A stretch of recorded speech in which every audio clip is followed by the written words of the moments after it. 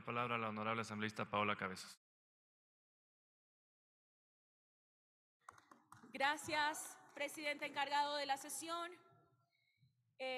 Abrazos a las representantes de las organizaciones de mujeres que participaron permanentemente en la subcomisión. Ustedes nos pusieron de cara a una realidad dolorosa, lacerante, y que no puede esperar más este Parlamento y el Estado ecuatoriano en su conjunto para poder tomar cartas en el asunto. Nuestra infinita sororidad con ustedes. Y en este país, colegas legisladores y ecuatorianos todos, parece que condolerse o solidarizarse por las tragedias fruto de la negligencia, la desatención o la desprotección gubernamental se va volviendo cotidiano, cuando no es por la falta de previsión en materia de riesgos, es la inseguridad galopante que nos ataca a todos. Y cuando no es la inseguridad, es el descuido estructural que abonan a los problemas que se agudizan cada día en el país. Y no estoy diciendo que la oleada de femicidios se deba solamente al gobierno. Estoy diciendo que el deterioro institucional y la desidia de las autoridades, junto a la falta de presupuesto, contribuyen a que este problema se agrave. No es lo mismo hablar de violencia contra las mujeres con recursos que sin ellos. Y es tal la improvisación del gobierno que cuando asesinaron a María Belén Bernal, una de las primeras soluciones del presidente de la República fue derivar o derribar el edificio de dormitorios y construir uno nuevo con identidad de género. Y eso, haber trasladado en noviembre del 2022, mediante decreto 609, la denominación de la Secretaría de Derechos Humanos a Ministerio de la Mujer y Derechos Humanos, que coincido con lo que ha dicho la colega Natalie Viteri. Le regalaron el ministerio a una persona incapaz, indolente y sin la preparación suficiente para enfrentar los problemas graves que tiene la política de género y de mujeres en este país. Después de eso, nada. El tema se evaporó precisamente cuando comenzó otro tema coyuntural que tiene el gobierno contra las cuerdas, lo que muestra que jamás ha existido una política de prevención de femicidios y la violencia de género y han sido nada prioridad para esta administración.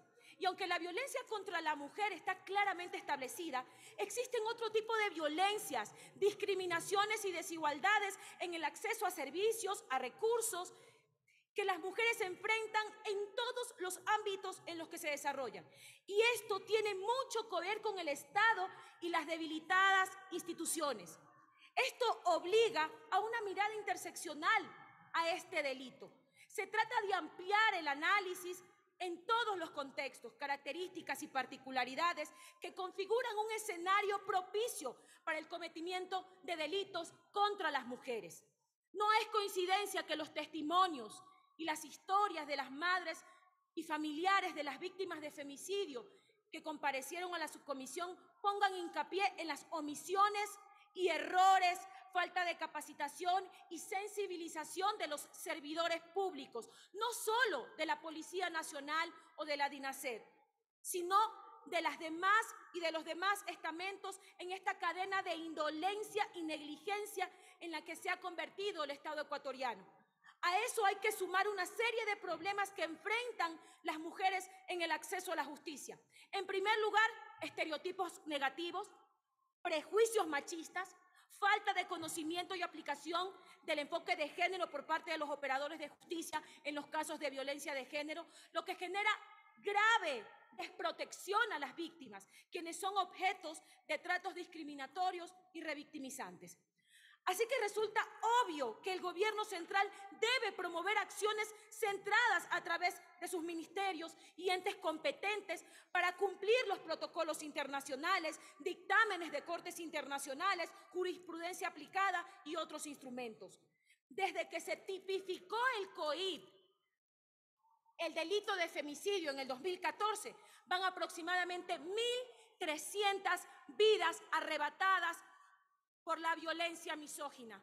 Una cifra escandalosa que, sin embargo, va aparejada con la violencia estructural que vivimos en el Ecuador. Lo que una vez más demuestra que el problema requiere una visión multidisciplinaria.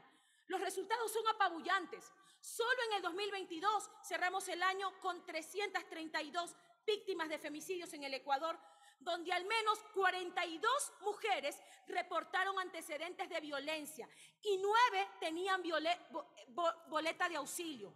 Es decir, colegas legisladores, y esto es muy importante, 57 femicidios pudieron prevenirse si hubiera existido un sistema de protección integral funcionando por parte del Estado. Ya sabemos que no hay interés, no le ponen plata. Minuto, asambleísta. Y no funciona el sistema.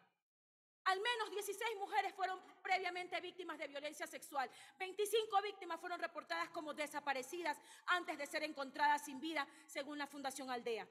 ¿Cómo podemos esperar justicia, señor presidente y colegas legisladores? Por ejemplo, cuando el Consejo de la Judicatura exige al gobierno presupuesto para comprar resmas de papel bond.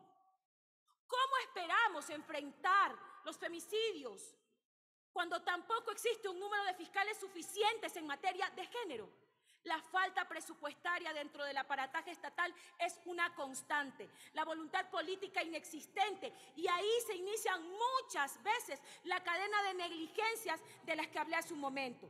¿Y cuál es la respuesta a los más de 450 casos de femicidios en investigación previa, cuyos victimarios no han podido ser localizados?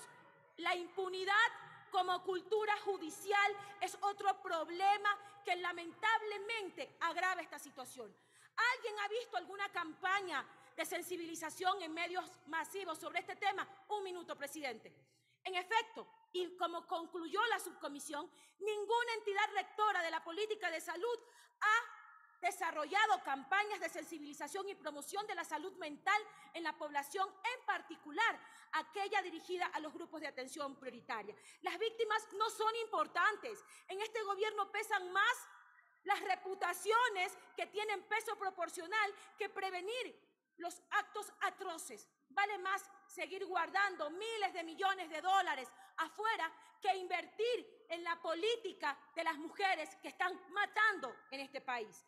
La subcomisión y la Comisión de Garantías Constitucionales, Derechos Humanos, Derechos Colectivos y la Interculturalidad realizó un informe que se pone a debate en este pleno justamente en consonancia con las luchas de las mujeres que lloran sus víctimas y que aún así tienen que seguir enfrentando un Estado indolente que no se encarga de las víctimas colaterales, sus nietos, sus hijos.